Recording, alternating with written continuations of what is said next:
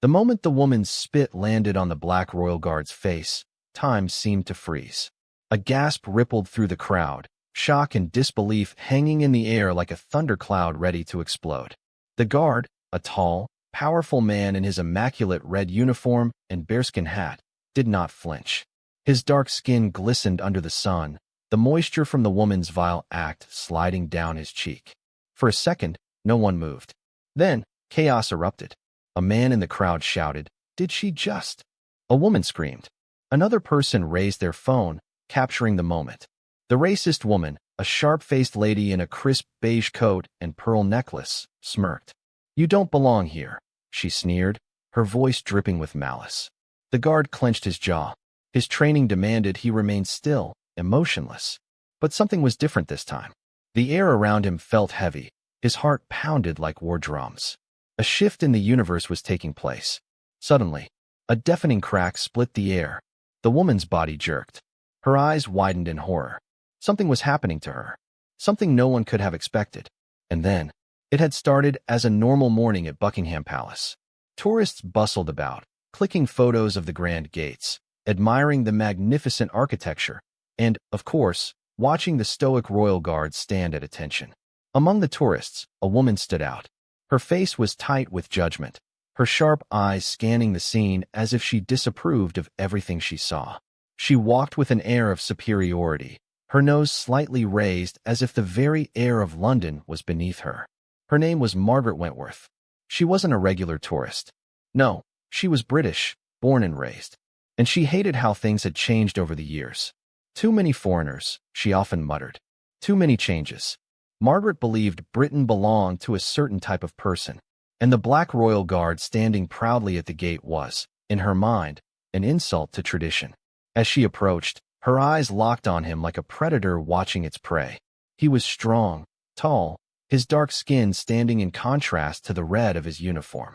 His posture was perfect, his eyes fixed straight ahead. He was everything a royal guard should be. Except to Margaret, he wasn't. She stopped right in front of him, watching, waiting, her lip curling in disgust. She wanted to see him flinch, to see weakness in him. But the man was unshaken. "You don't belong here," she muttered under her breath. Silence. Her anger grew. She needed to see him react. She needed to break him. "You don't deserve to wear that uniform," she hissed. Nothing. Her hands clenched into fists. The crowd around her was unaware of the storm brewing in her mind. They were too busy taking photos, laughing, enjoying the day. And then, she did something no one could have expected. Margaret stepped forward. She leaned in, and before anyone could stop her, she spat. The wet, disgusting act sent shockwaves through the air. The crowd's laughter stopped. The guard's face remained still, but the tension in his body was unmistakable. His training told him not to react, not to move, but something inside him burned. Margaret stood back, waiting for him to break, to yell, to lash out. She wanted him to fail, but he didn't. The crowd began to stir. People whispered, murmuring in disbelief. Phones were lifted. Someone shouted, "That's disgusting." Margaret only smirked. And then, a deafening crack split the air.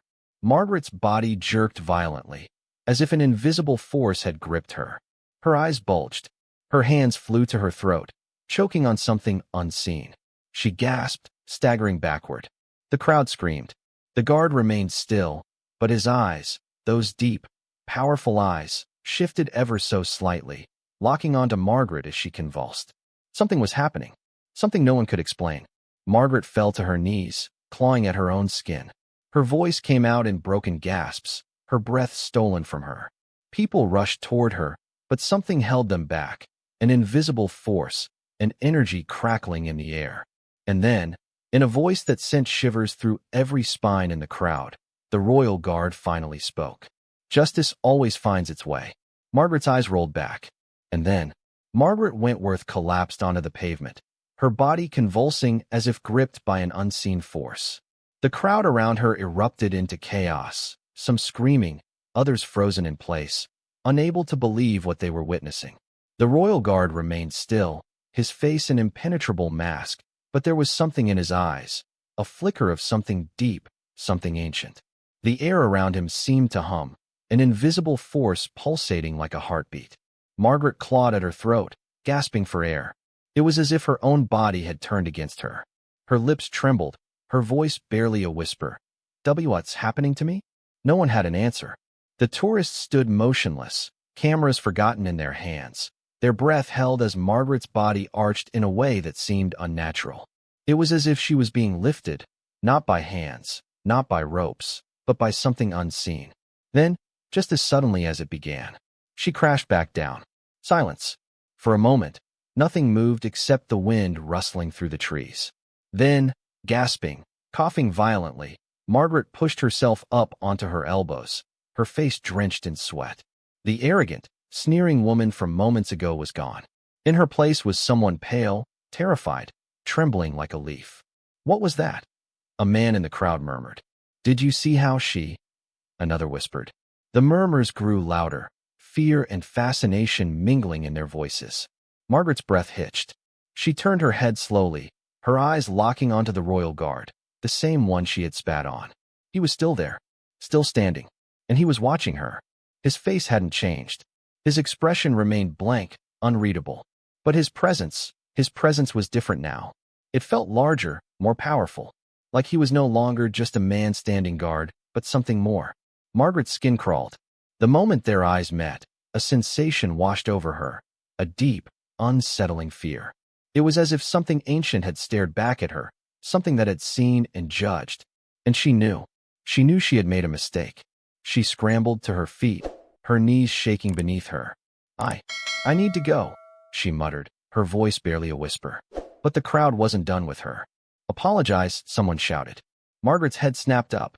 What? You heard them. Another voice chimed in. Apologize to the guard. A murmur of agreement spread through the crowd. Margaret's face twisted in horror. I don't. Say you're sorry, someone else yelled. More voices joined in. The pressure was building, the weight of the moment crushing her. And for the first time in her life, Margaret felt small. She turned back to the guard. He still hadn't moved, but his eyes were waiting. Margaret swallowed hard, her lips parting. And then, a deafening siren wailed through the air. A police car screeched to a stop at the curb, its doors flung open. Two officers stepped out, their faces set with urgency. What's going on here? The first officer demanded. A dozen voices exploded at once. She spat on the guard. Something happened to her. She started convulsing. It was like she was being lifted. The officers exchanged confused looks, but their eyes quickly landed on Margaret. She looked disheveled, unhinged. Ma'am, are you all right? The second officer asked. Margaret's mouth opened, but no words came out. Do you need medical assistance? She shook her head violently. And no, I just need to go. The first officer frowned. We were called about a disturbance. We need to understand what happened here. Margaret turned frantically to the crowd, then back to the guard. Her breath quickened. She felt trapped. The guard still hadn't moved. He was like a statue, a judge. Margaret's heart pounded. She had to get away. But just as she took a step back, a cold hand gripped her wrist. Margaret shrieked. She spun around, only to find no one behind her. But the grip was still there. Tight, unrelenting. The officers saw her panic. Ma'am, what's wrong? Margaret's breath came in ragged gasps. Something's holding me. The crowd watched, their eyes wide with fear. No one was touching her. Yet her arm remained locked in place, as if an unseen force refused to let her go. The officers looked at each other. Then one of them reached for his radio. We might need medical on scene, he muttered. Margaret began to tremble. And then, ever so slowly, she felt herself being pulled back, toward the guard. Her feet skidded against the pavement, her body dragging inch by inch closer. She screamed, Stop! Please, someone help me. The officer lunged forward to grab her. But the moment he did, Margaret collapsed to the ground, unconscious. The silence that followed was deafening. The officers rushed to her side. She's out cold, one of them muttered. The other turned back to the guard. Did you see? But the guard hadn't moved, hadn't reacted, hadn't acknowledged anything that had happened. He simply stood there, unshaken, his eyes staring straight ahead, as if he had seen this before, as if he knew. And as the officers called for medical assistance, the whispers in the crowd only grew. Something was wrong, something beyond explanation, and it had only just begun. Margaret's body lay motionless on the cold pavement, her chest rising and falling in shallow breaths. The crowd remained frozen, eyes darting between the unconscious woman and the Black Royal Guard, who stood unmoving, his face unreadable. The officers knelt beside Margaret, one of them pressing 2 fingers against her neck. "She's got a pulse," he muttered. "But she's ice cold." The other officer grabbed his radio. "Dispatch, we need medical at Buckingham Palace. Possible seizure, female, mid-50s, unresponsive but breathing." A voice crackled back through the radio. "Copy that. Ambulance en route. ETA 5 minutes." Margaret's eyes fluttered open suddenly. She let out a blood-curdling scream. Everyone jumped back as she bolted upright, her fingers clawing at her own skin. "Get it off me! Get it off me!" The officers grabbed her arms. "Ma'am, calm down." But Margaret's terror was uncontrollable. Her eyes darted wildly, staring at something no one else could see. She was shaking, her body convulsing like she was possessed. "It's still here," she sobbed. "It's still touching me." One officer turned to the crowd. "What exactly happened before we got here?" A man stepped forward. She spat in the guard's face. The officer's face darkened. "She what?" Another woman added. And then something happened to her, like she was being lifted by something invisible. The officers exchanged glances. None of it made sense. "Margaret Wentworth," one officer said firmly, gripping her shoulders. "You need to tell us what's wrong. Who do you think is touching you?" Margaret's lips trembled. Her eyes slowly turned toward the guard. The moment she saw him, she shrieked again and tried to crawl away, her body moving like a trapped animal. No. The officer turned to the guard. "Sir, did you?" But the guard remained silent, his gaze never wavering, his posture never shifting. A deep, eerie silence settled over the scene. Margaret let out ragged sobs, her fingers gripping her arms as if trying to feel if she was still real. The ambulance sirens wailed in the distance.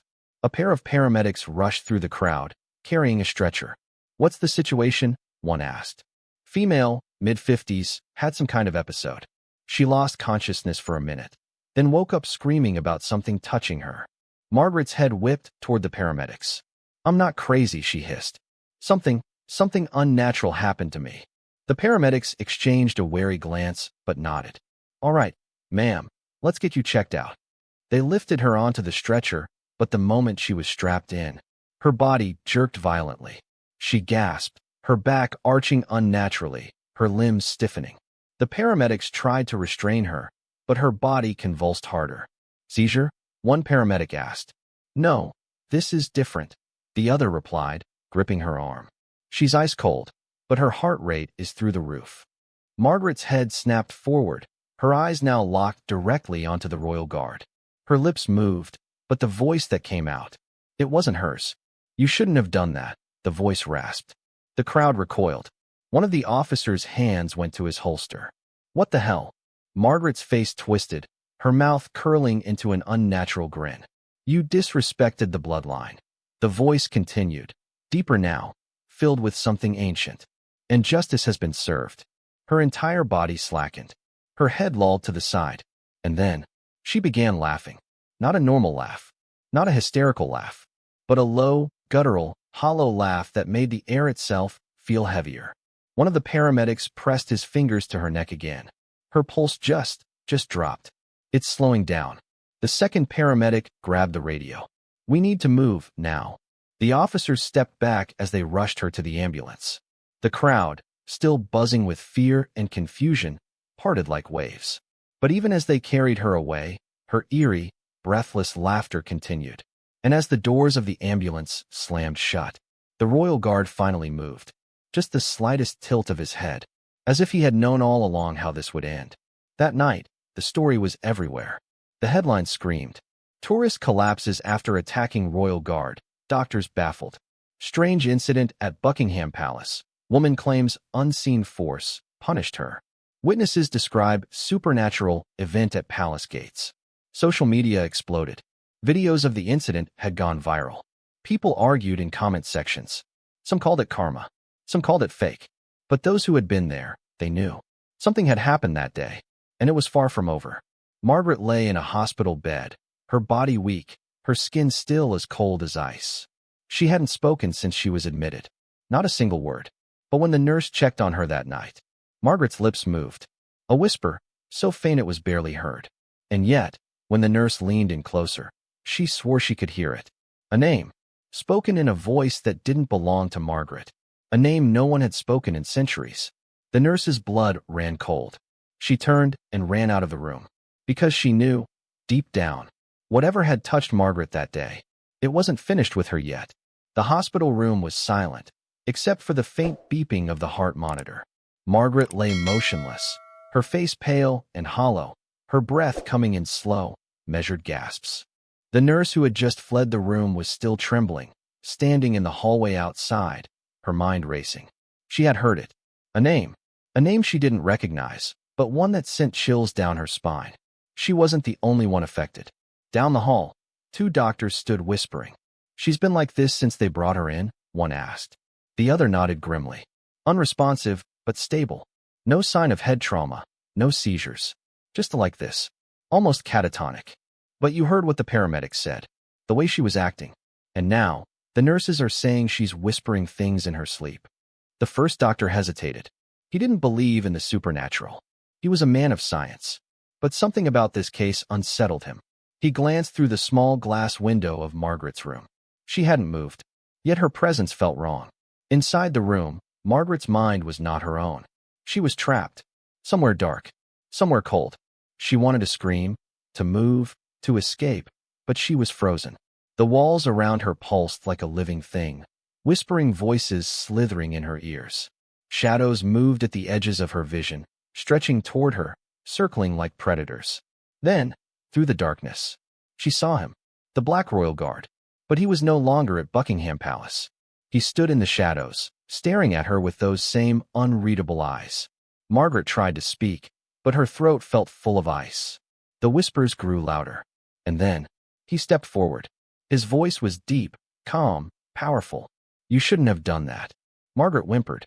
The shadows wrapped around her ankles, pulling her deeper. She felt her body sink into the floor, into the abyss. "You spat on history." She shook her head frantically. "No, I didn't mean to lie. You spat on honor." The shadows crept up to her waist. Her breathing turned shallow, her heart racing. The guard took another step. "Now, you must answer." Margaret screamed, and in the real world, her body jerked. The monitors beeped wildly. The nurse and doctors rushed inside as Margaret sat upright in bed, gasping for breath. Her eyes darted wildly around the room. She was back, but she wasn't alone. The presence had followed her. A doctor stepped closer. "Margaret, can you hear me?" Margaret turned her head slowly. And then, she laughed. A hollow, empty sound. The same terrifying laugh from Buckingham Palace. The nurse took a step back. "Oh God!" Margaret's head tilted. Her lips moved, whispering something too soft to hear. The doctor leaned in, and the moment he got close, Margaret lunged. Her fingers wrapped around his throat, her grip inhumanly strong. The doctor choked, his hands clawing at hers. As security, the nurse screamed as two orderlies rushed in, prying Margaret off the doctor. But her strength was terrifying. It took all their effort to force her back onto the bed. Her eyes rolled back. Her body convulsed. And then, as suddenly as it had started, she went still. Her breathing slowed. The room fell into eerie silence. The doctor stumbled back, gasping, his hand on his throat. She shouldn't be that strong. The nurse was shaking. Something's wrong with her. Margaret's lips parted, and she whispered a single sentence. "He's coming." The doctor's blood ran cold. "Who's coming?"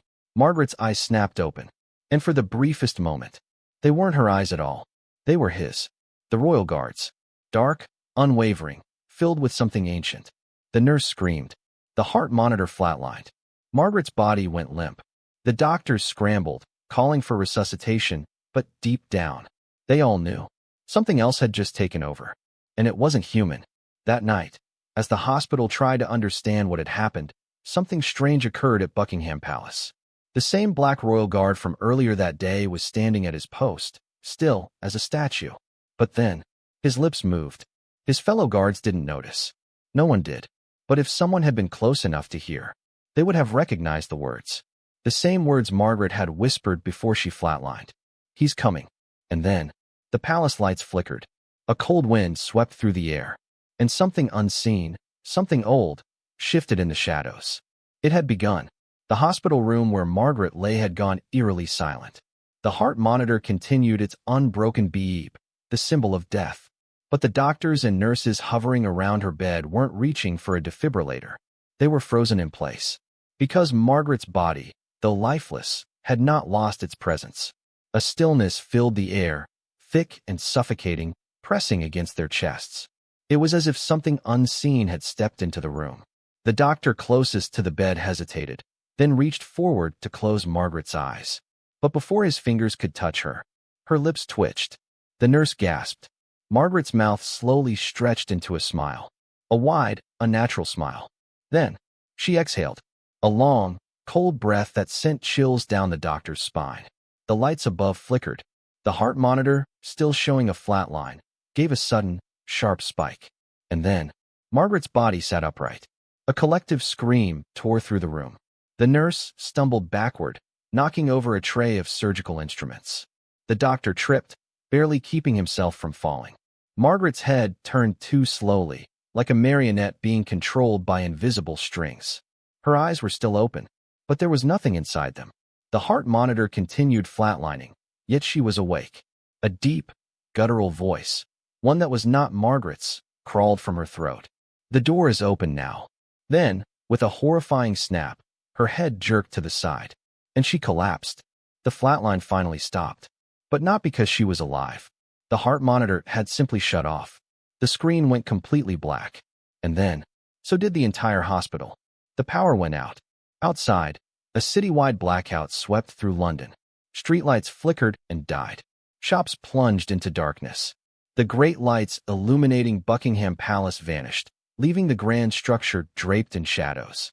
For the first time in decades, the palace was completely dark, and at the gates, the royal guard remained at his post. Still, unshaken, yet something in his posture had changed. A deep, invisible weight seemed to press down on him. His shoulders tensed against a force unseen by human eyes. And then, his head moved. Not much, just the slightest tilt. But it was enough. The tourists, who had been taking pictures even during the blackout, saw it. Gasps spread through the crowd. Someone dropped their phone. Because they knew the truth.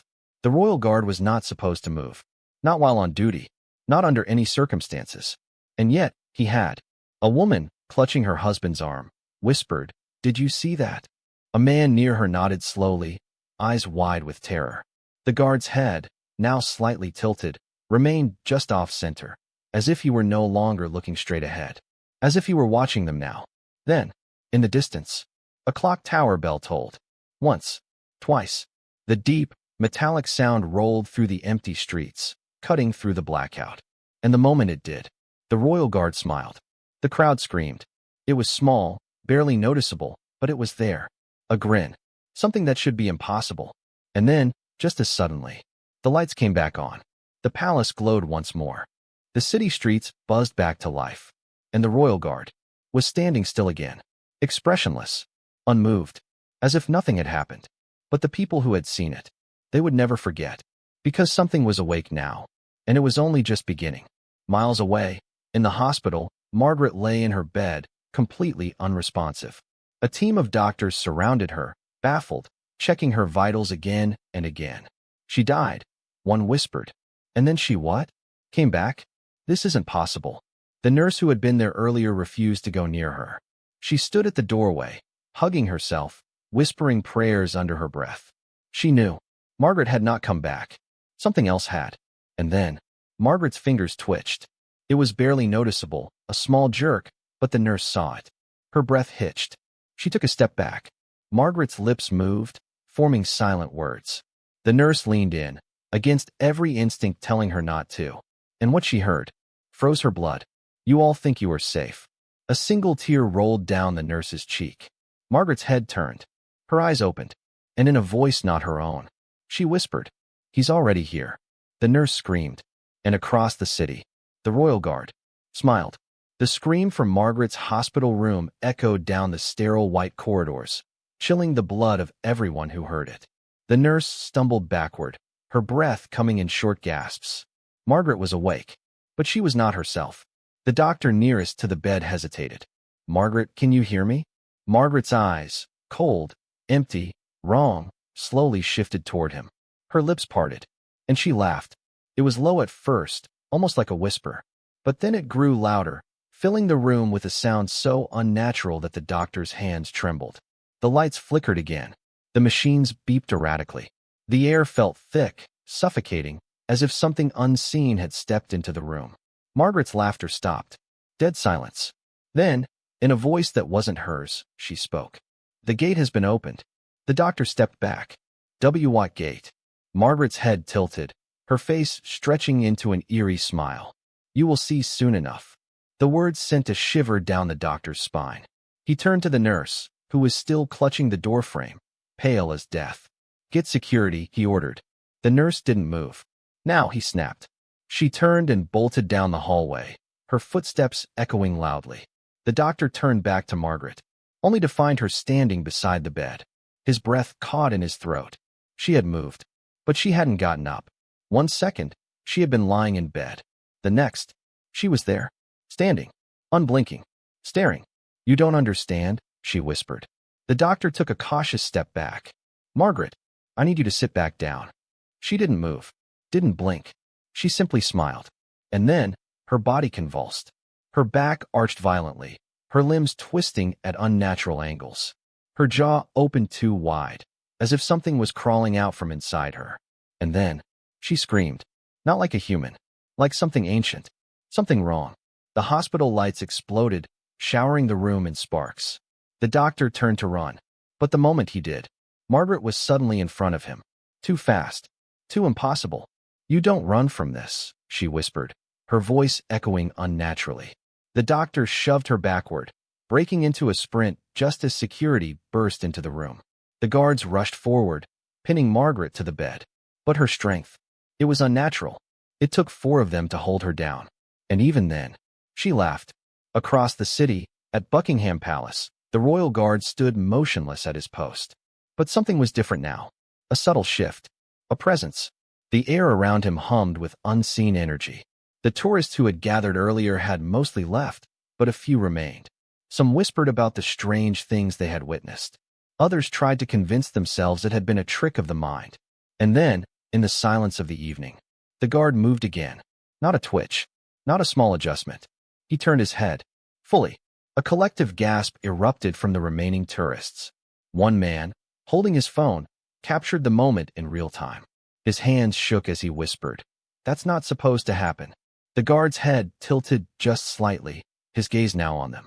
His expression was still blank. But then, his lips parted. He whispered something.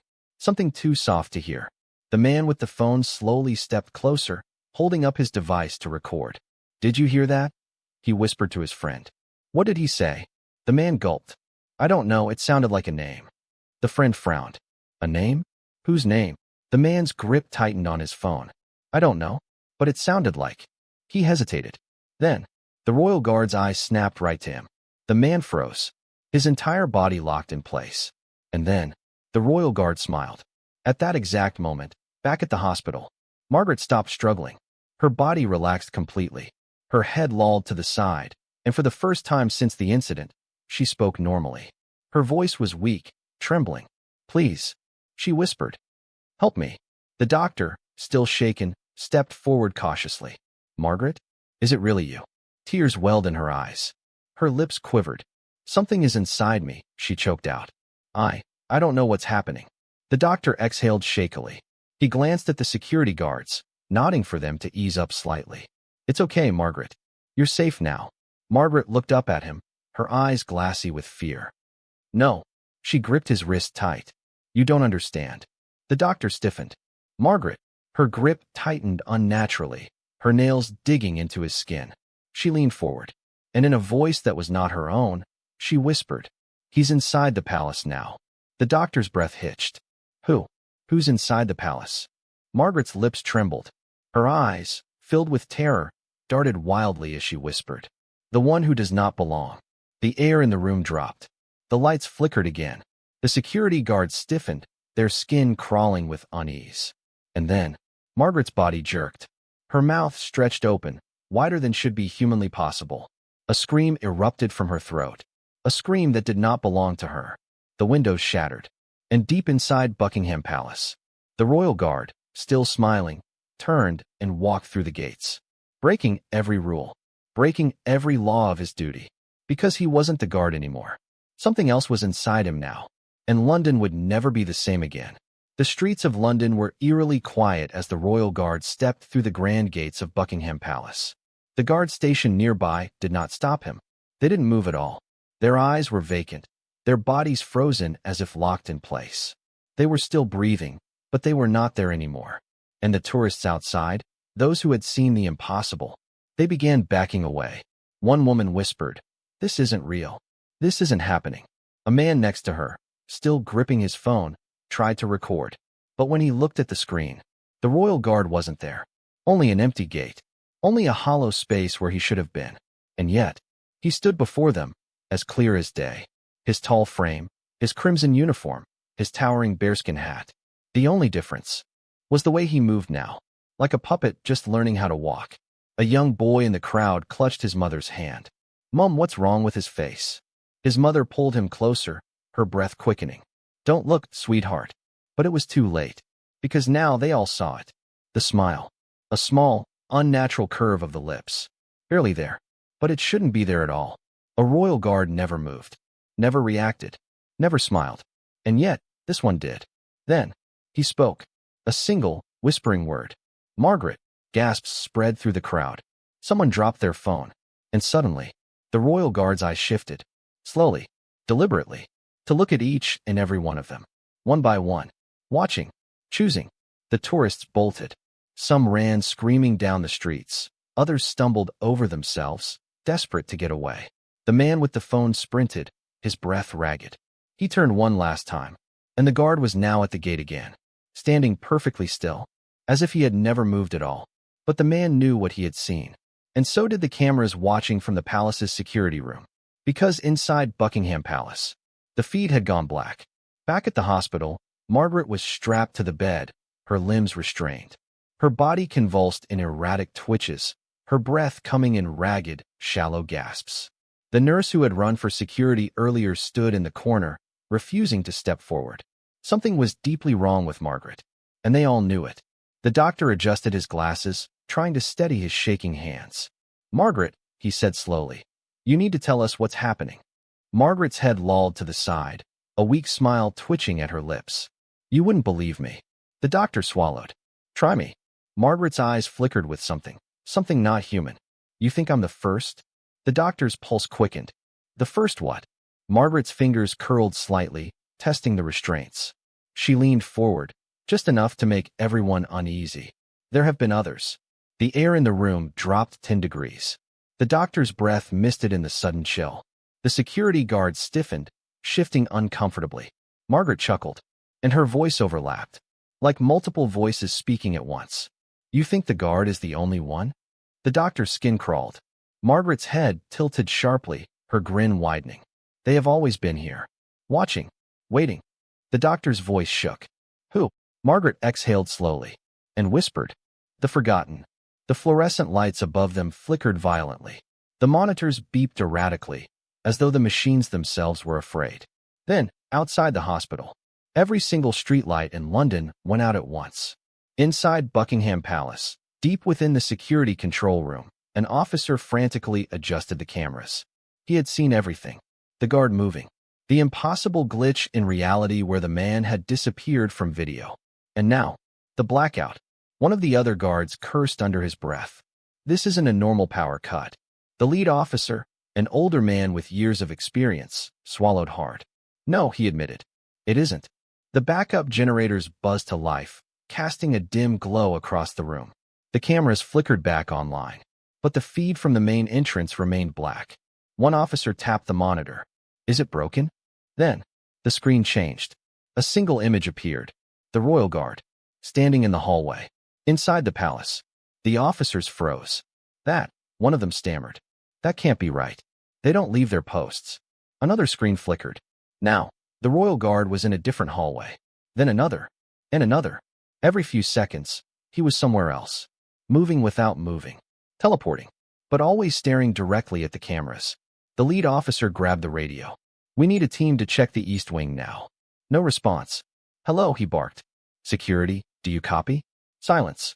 And then, a crackling sound, like someone breathing too close to the microphone. A distorted voice finally responded. "You are already too late." The officers jumped back.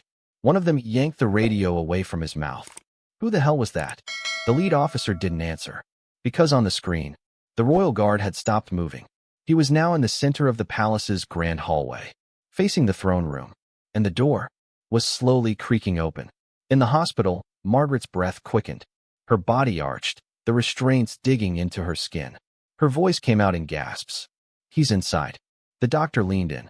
"Who is inside?" Margaret's eyes flickered between fear and something else, something almost like triumph. "The one who does not belong." And then, in a voice so deep it made the walls shake, she whispered, "It's his throne now." Inside Buckingham Palace, the grand doors to the throne room swung wide open. The royal guard stepped inside, but he was not alone. Something else stepped in with him, something no one could see. And the moment the doors slammed shut, every single person in London felt the shift. The air grew heavier. The city itself held its breath, and the reign of the unseen had begun. The moment the throne room doors shut behind the royal guard, an unnatural silence blanketed Buckingham Palace. The air inside the grand chamber felt heavier, denser, as if reality itself was being rewritten. The chandeliers, once gleaming with brilliance, flickered weakly. The golden throne at the center of the room, a symbol of power and tradition, creaked. The royal guard took another step forward, and another. Each footfall echoed unnaturally, as if it did not belong to this world.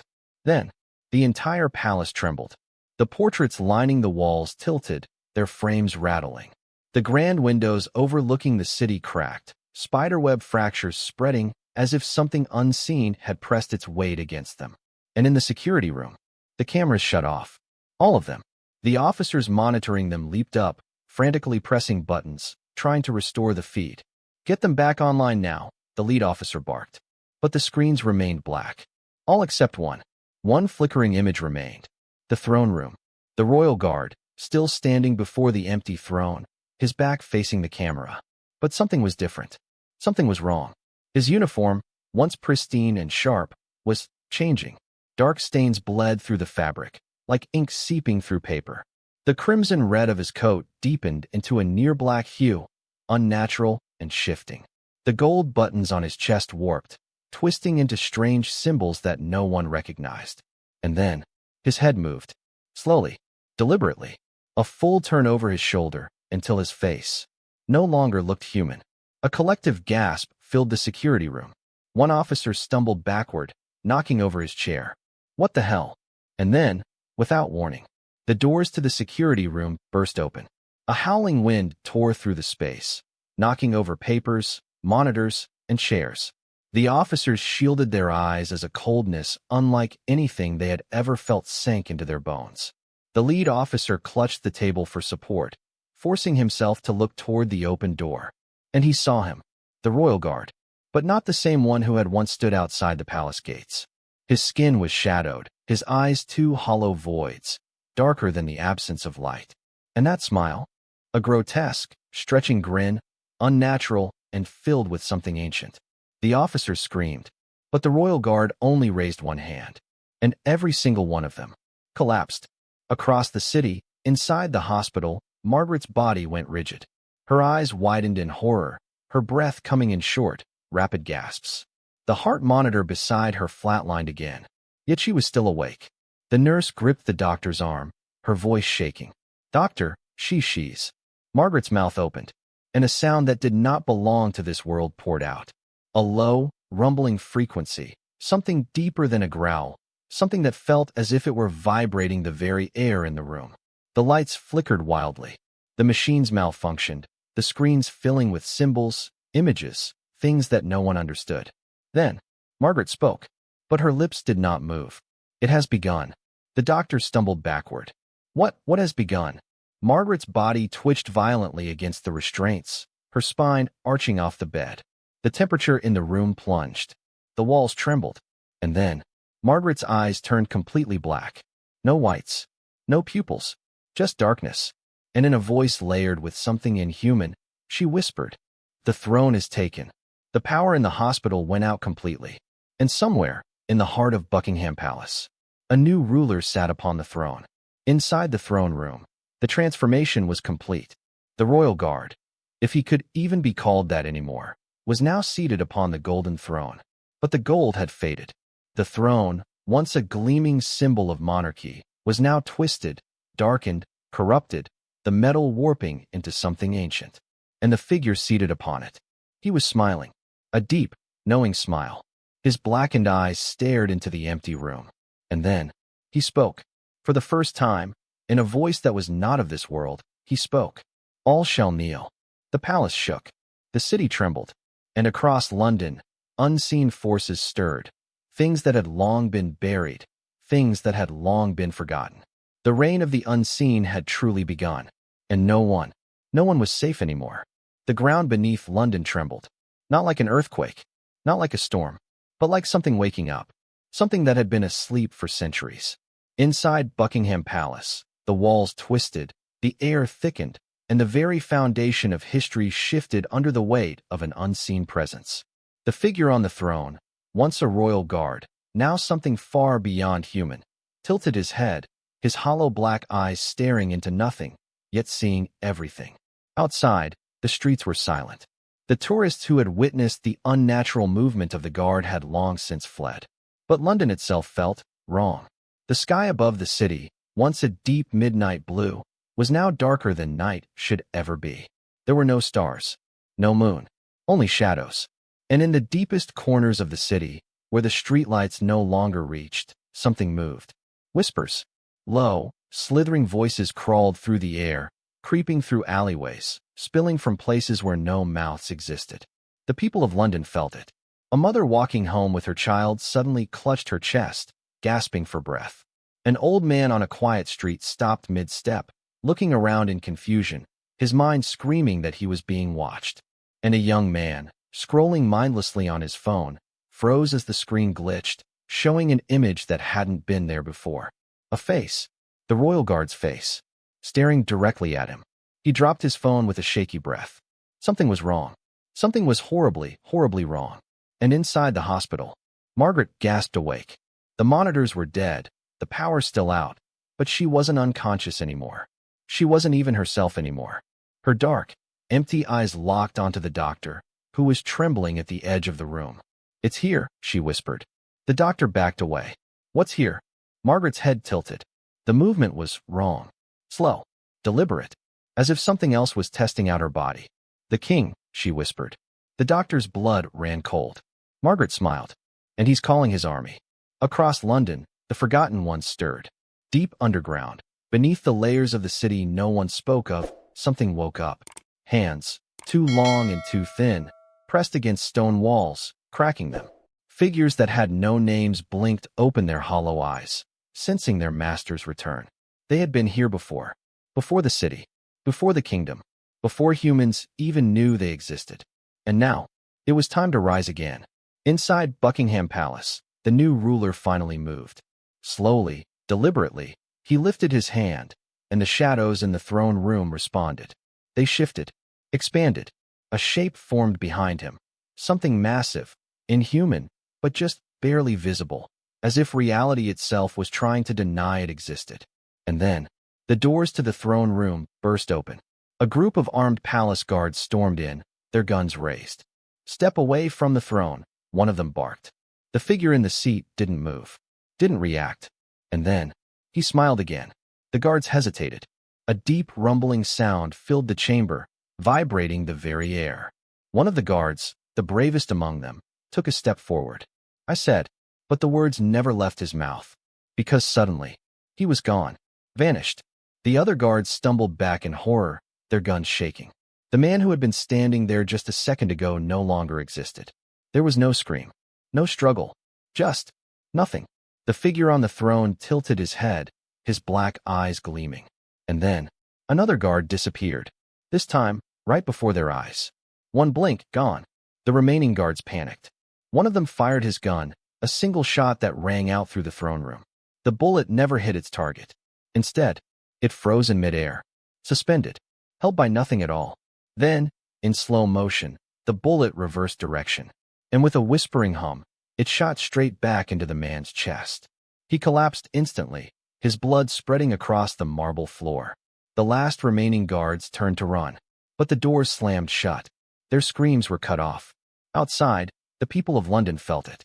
A shift in the air, a sense of something powerful taking hold. A voice, not spoken but felt, rippled through the city. Kneel.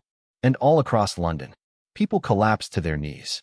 Some in their homes, some in the streets, some in places they didn't even know existed. They didn't know why, didn't know what was happening, but they could not resist. And high above them, in the heart of Buckingham Palace, the new ruler of the unseen world finally stood from his throne. A kingdom had fallen. A new reign had begun. And Margaret, still strapped to her hospital bed, began to laugh uncontrollably. Because she had known. She had seen it coming. And now, it was too late. London was on its knees. The streets were lined with people collapsed, their bodies trembling, their faces pale with an unseen terror. They didn't know why, didn't know what had made them kneel, only that they couldn't stand up again.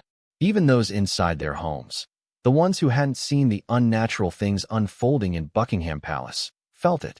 A pressure, a weight, as if an invisible hand pressed down on their backs, forcing their heads to bow.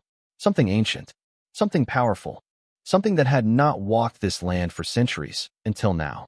And deep inside Buckingham Palace, the new ruler finally stepped forward from the throne. The royal guard, or whatever had taken his place, moved with purpose, his long coat flowing unnaturally, as though something else was moving beneath it. His blackened eyes stared down at the world he had just claimed. His reign had begun. At the hospital, Margaret's laughter had become hysterical.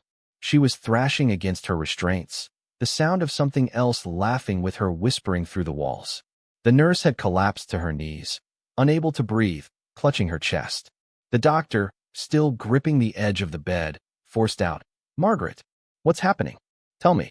Margaret's laughter cut off instantly. She went still. Then, slowly, her head snapped to face him. "He walks now," she whispered. The doctor's hands shook. "Who?" Margaret smiled.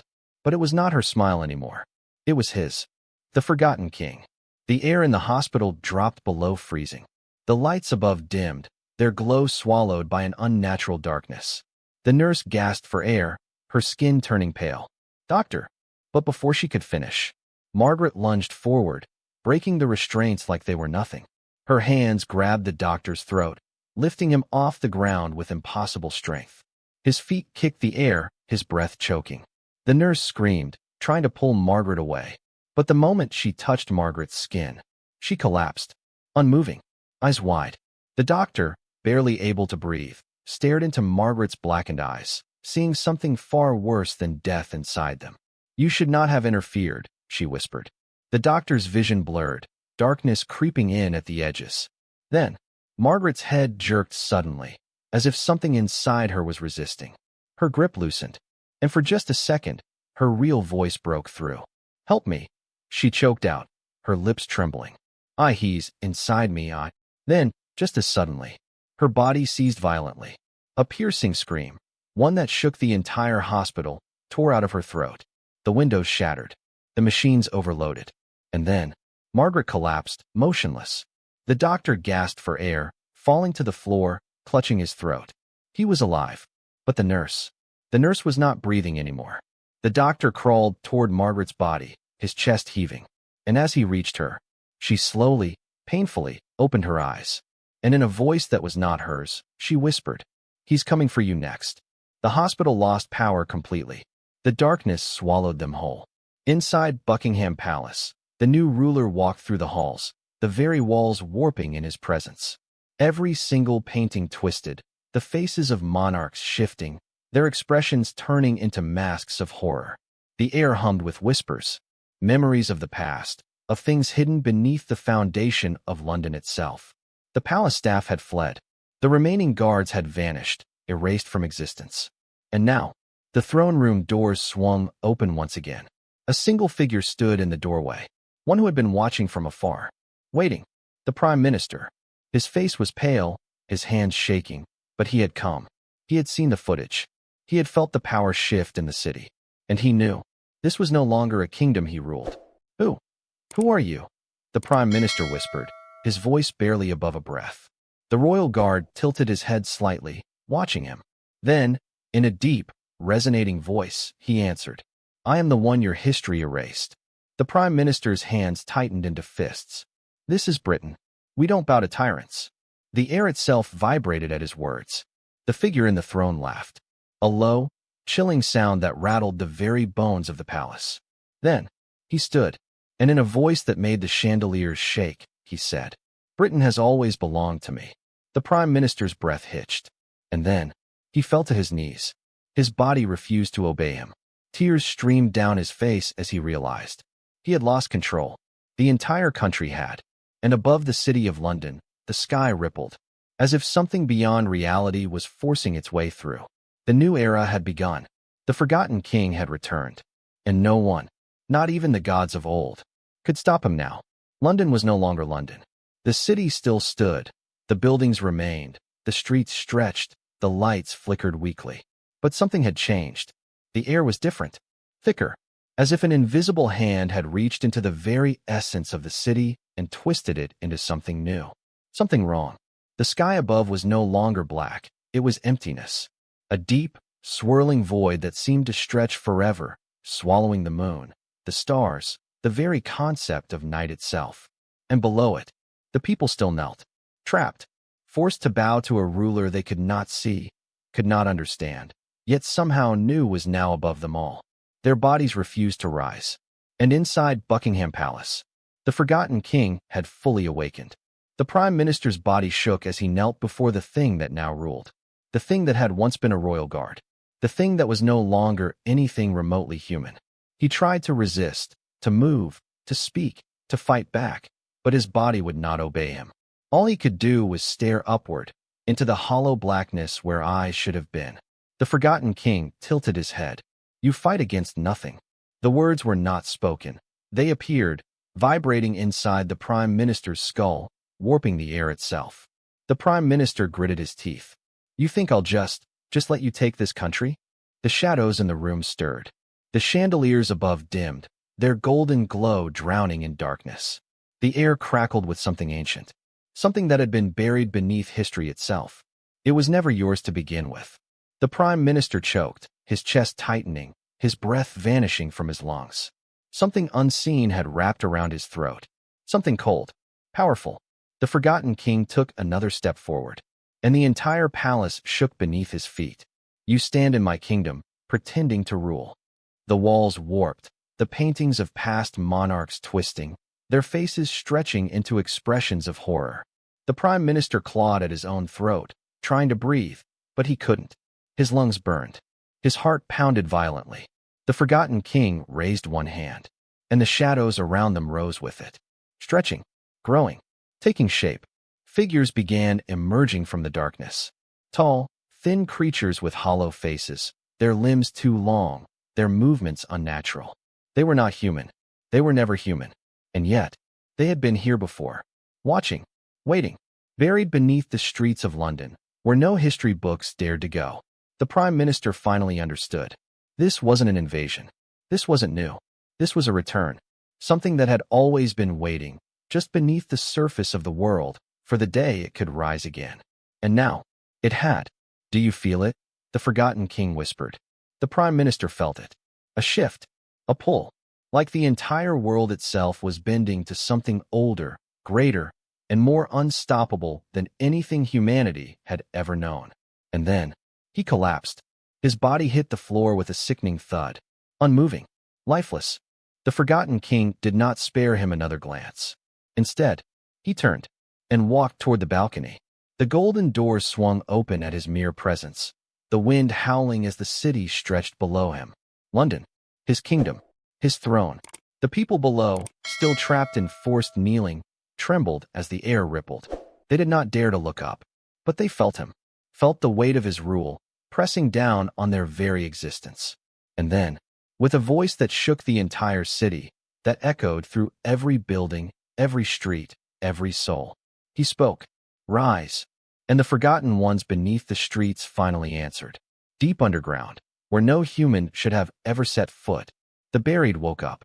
The things that were never meant to be remembered, Their long limbs stretched, their hollow faces twisted, their ancient voices hissed in hunger. And for the first time in thousands of years, they crawled out, through the cracks in the pavement, through the underground tunnels forgotten by time, through the veins of London itself. Hundreds, thousands, all answering the call of their king. And the people of London finally understood. This was not a nightmare. This was history correcting itself. The true rulers had returned, and humanity had never been meant to keep this throne. At the hospital, the doctor finally managed to stand. The nurse was still unmoving on the floor, but Margaret was laughing again. Tears streamed down her face, her body shaking. The doctor grabbed her by the shoulders. "Margaret, listen to me. What does he want?" Margaret's smile widened. "Want?" she whispered. Then, with an expression of pure, twisted joy, she leaned in. "He doesn't want anything." The doctor's hands trembled. Margaret's darkened eyes gleamed. "He is simply taking back what was always his." And outside the hospital, in the streets of London, the people finally began to scream, because the forgotten ones had reached them. The streets filled with shrieks, and the reign of the unseen had truly begun. The sound of screaming echoed through London, reverberating against every building, every alley, every street corner. The city was filled with terror, but it wasn't just the terror of the people that filled the air. It was the heavy silence of the unseen, the chilling presence of something far older, far more powerful than anything humankind had ever faced. The forgotten ones, their skeletal forms twisting through the dark streets, spread across London like a wave of ancient hunger, creeping, slithering through cracks in the walls, beneath the ground, and above the city where the sky had turned to a swirling black abyss. Their hollow eyes were not their own. Their faces were imperfect, with too many features or none at all, and as they emerged from the shadows, they moved without making a sound. And the city welcomed them. The streets of London, the land that had once been the home to centuries of human progress, now belonged to the forgotten king.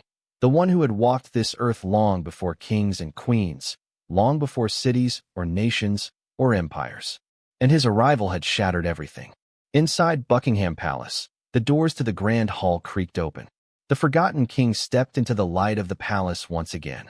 But the light was different. It no longer illuminated the room as it had before. The room felt smaller, the air thick with an unnatural presence. And as he moved forward, he looked toward the windows, his eyes sinking into the endless abyss beyond. His expression was calm, too calm, as if he was already certain of what was coming. The royal guards, who had once stood proud and unmoving, no longer existed.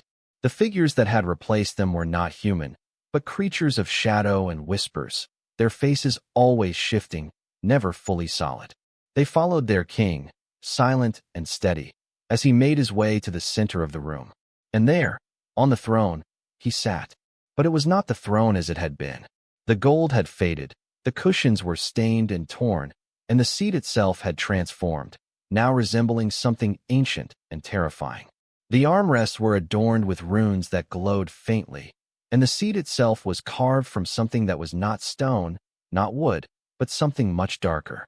The forgotten king slowly sank into it, his hollow eyes staring straight ahead, as the throne seemed to bend to his will. From that throne, he could see all of London. He could feel it, the city, its pulse, its life, its very soul. It was his now, and he had waited so long to claim it. But he wasn't content with just one city. Not yet. Soon, he whispered softly, "The world will know." His voice wasn't loud, but it echoed, a deep, terrifying sound that seemed to resonate with the very air. And as he sat in his dark throne, his presence began to spread, like a virus infecting the world outside. The doctor, still reeling from the horrors he had witnessed at the hospital, tried to make sense of everything.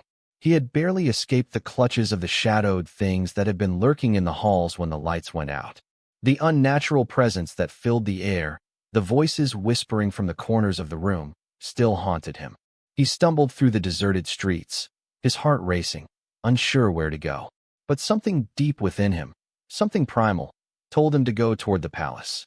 He didn't know why, but he felt that it was the only place left where anything could still be alive. The streets were eerily empty.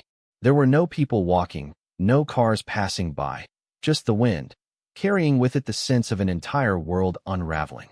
As he neared the palace gates, he saw it, the darkness that seemed to cling to the walls, creeping up the sides of the building, wrapping around the stone like a shroud.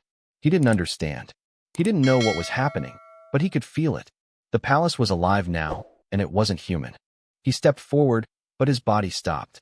His feet refused to move any further. It was as if something in the air pressed against him, forcing him to kneel. And then, from the palace, a voice echoed. "Come, doctor." It was not a voice that belonged to a man. It was not even a voice that belonged to anything human. It was a command, deep and resonant, reverberating through the doctor's bones. He couldn't resist. He collapsed to his knees, just like everyone else. And in that moment, he understood. There was no escape. There never had been. The forgotten king had risen, and the world was his. Back inside Buckingham Palace, the forgotten king stood from the throne. The room quaked with a low hum, and the walls themselves seemed to breathe.